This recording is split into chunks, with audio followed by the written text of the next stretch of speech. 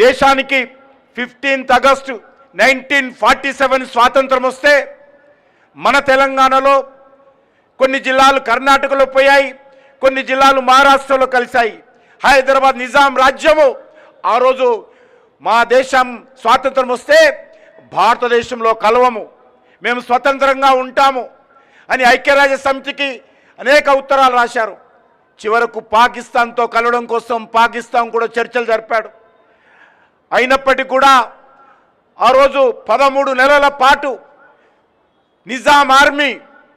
Nizam private army అయినటువంటి కాసిం రజీ నేతృత్వంలో ఉన్నటువంటి ఎంఐఎం పార్టీకి సంబంధించినటువంటి రజాకారులు ఏ రకంగా గ్రామాల మీద పడి గ్రామాలను దోచుకోవడం, గ్రామీణ ప్రజలను అనేక రకాలుగా దౌర్జన్యాలు దమనకాండ కొనసాగించి వేలాది మందిని హత్య చేశారు మనకు తెలుసు.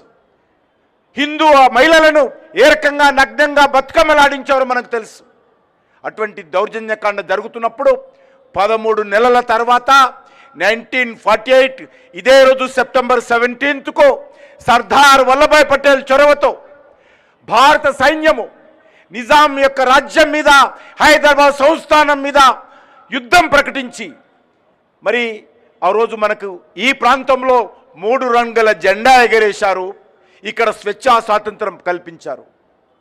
అటువంటి చరిత్ర స్వాతంత్రం వచ్చినటువంటి రోజును గతంలో కాంగ్రెస్ పార్టీ కానీ బీఆర్ఎస్ పార్టీ కానీ పాలకులు కానీ ఈ యొక్క చరిత్ర ఈ తరానికి నవతరానికి తెలియకుండా మరి తొక్కిపెట్టడం జరిగింది. ఎంత దుర్మార్గంగా ఈ యొక్క మనకు స్వాతంత్రం వచ్చినటువంటి రోజు ఈరోజు పాఠ్యాంశాల్లో లేదు. మన విద్యార్థులకు చెప్పం, కళాశాలలో చెప్పం, బయట చెప్పం, ప్రభుత్వాలు పట్టించుకోవు. మనం ఒక సంస్థ అయితే మరి యాన్యువల్ డే నిర్వహించుకుంటాం, మన బర్త్డే నిర్వహించుకుంటాం.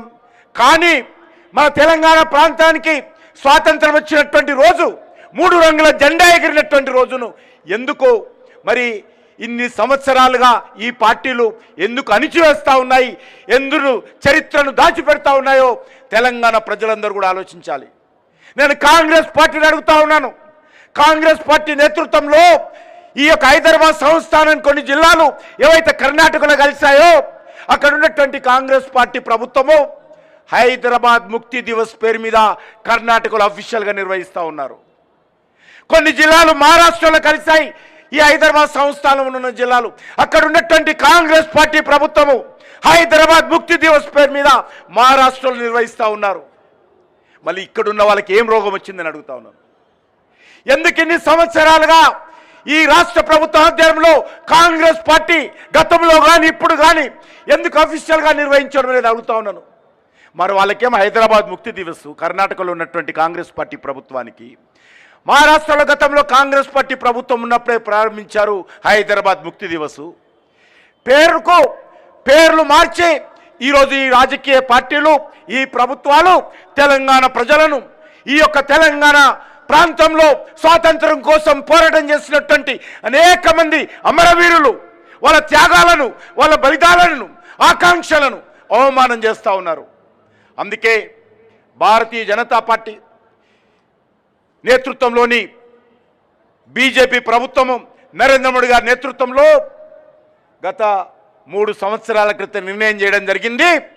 రాష్ట్ర ప్రభుత్వం చేసినా చేయకపోయినా కర్ణాటక రాష్ట్రంలో ఏ రకంగా జరుగుతూ ఉందో, మహారాష్ట్రలో ఏ రకంగా జరుగుతూ ఉందో తెలంగాణ రాష్ట్రంలో కేంద్ర ప్రభుత్వం ఆధ్వర్యంలో నిర్వహించాలని చెప్పి నరేంద్ర మోడీ గారు ఆదేశాలు ఇవ్వడం జరిగింది. అమిత్ షా గారు హోంమంత్రిగా ఉన్నప్పుడు మొదటిసారిగా ఈ కార్యక్రమాన్ని ఇదే స్థానంలో నిర్వహించాం. ఈరోజు నేను ఒక్కటే మనవి చేస్తా ఉన్నాను. ఈరోజు ఈ యొక్క గత 78 సంవత్సరాలుగా ఈ యొక్క హైదరాబాద్ ముక్తి దివస్, హైదరాబాద్ లిబరేషన్ డే జరపకపోవడానికి కారణము ఏదైతే నిజాం రాజ్యంలో కాసిం రజీ నేతృత్వంలో ఎంఐఎం పార్టీని స్థాపించి వాళ్ళ ప్రైవేట్ ఆర్మీ అయినటువంటి రజాకారులు ఆ రోజు ఇక్కడ 3 రంగుల జెండా ఎగరకుండా వందే మాతరం అంటే అనేక మందిని ఏ రకంగా ఊచకోత కోశారో మనకు తెలుసు. అందుకే ఆ ఎంఐఎం పార్టీకి భయపడి ఇన్ని సంవత్సరాలుగా ఈ యొక్క చరిత్రను, ఈ యొక్క త్యాగాలను, ఈ బలిదానాలను, ఈ వాస్తవాలను తొక్కి పెడతా ఉన్నారని మనం చేస్తా ఉన్నాను. ఓట్ల కోసం ఈ యొక్క ఎంఐఎం పార్టీకి భయపడి ఈ యొక్క తెలంగాణ చరిత్రను ఈరోజు వక్రీకరించి అనేక రకాలుగా పేర్లు పెడతా ఉన్నారు. నేను ఒక్కటే అడుగుతా ఉన్నాను, ఈ నాయకులు ఎవరైతున్నారో మజ్లిస్ పార్టీ కనిపిస్తే వంగి వంగి సలాములు కొట్టేటువంటి ఈ రాజకీయ పార్టీలకు తెలంగాణ ప్రజలు తప్పకుండా బుద్ధి చెప్తారు. ఈరోజు కేంద్ర ప్రభుత్వం తరఫున నిర్వహిస్తూ ఉన్నాము. వచ్చే 3 సంవత్సరాల తర్వాత రాష్ట్ర ప్రభుత్వ ఆధ్వర్యంలో గ్రామ గ్రామాన అన్ని ప్రభుత్వ కార్యాలయాల్లో పెద్ద పండుగగా రాష్ట్ర ప్రభుత్వ ఆధ్వర్యంలో ఇదే తెలంగాణ గడ్డ మీద ఈ యొక్క హైదరాబాద్ లిబరేషన్ డే, హైదరాబాద్ విముక్తి ఉత్సవాలు నిర్వహిస్తామని మరొకసారి కోరుకుంటూ